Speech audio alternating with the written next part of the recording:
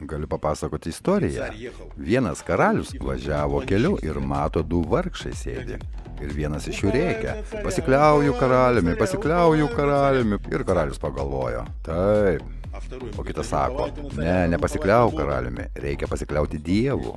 Ir jis buvo šio dialogo liudininkas. Ir jis pagalvojo apie tą kitą.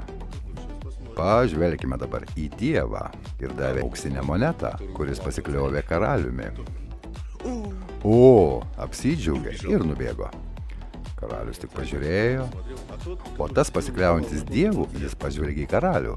Karalius sako: nenori nieko paprašyti. Vargšas tarė: Dievas duos.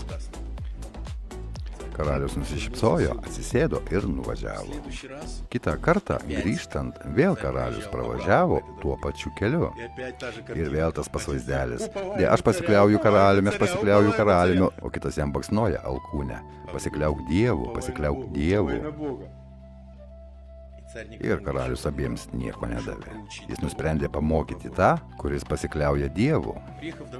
Grįžęs namo, jis tarė duonkepei: iškepk didelį kepalą ir pripildė šio kepalo vidų deimantais ir auksinėmis monetomis, labai dideliu turtu, didžiuliu turtu, ir viską iškepė.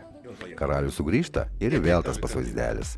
Jie sėdė ir vienas šaukia: pasikliauju karaliumi, tik jau su gerais rūbais, pasikliauju karaliumi. O kitas paprastas: pasikliauk Dievu. Karalius išlipo: tu pasikliauji karaliumi? Taip, jūsų didenybė, tik jumis pasikliauju. Imk kepalą. Ir karalius išvažiavo. Vėl kitą kartą atvažiavęs karalius mato, kuris pasikliovė Dievu, jo nebėra. O šitas vėl sėdi: pasikliauju karaliumi. Karalius galvoja: kad tave kiškis, aš jam nesuskaičiuojamus turtus daviau. Kodėl jis vėl ant kelio? Ot, niekšelis, reikia išsiaiškinti, paslėpė kur nors urve. Karalius išlipa ir sako: ei, vyriški, o jūsų didenybė, pasikliauju jumis. Ei, žmogau, prisimeni, aš tau bulkos kepalą daviau? Taip, atsimenu. Nu ir ką? Kas čia per duona? Kai ją pakėliau, ji buvo tokia sunki, kad pamaniau, jog žalia, ir pardaviau už 10 monetų žmogui, kuris pasikliovė Dievu.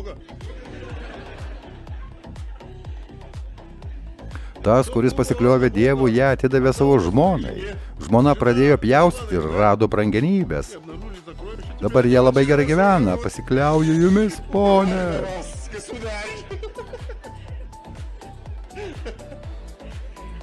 Karalius tarė: kvailyto, dabar net aš supratau, nepasikliauk manimi, pasikliauk Dievu.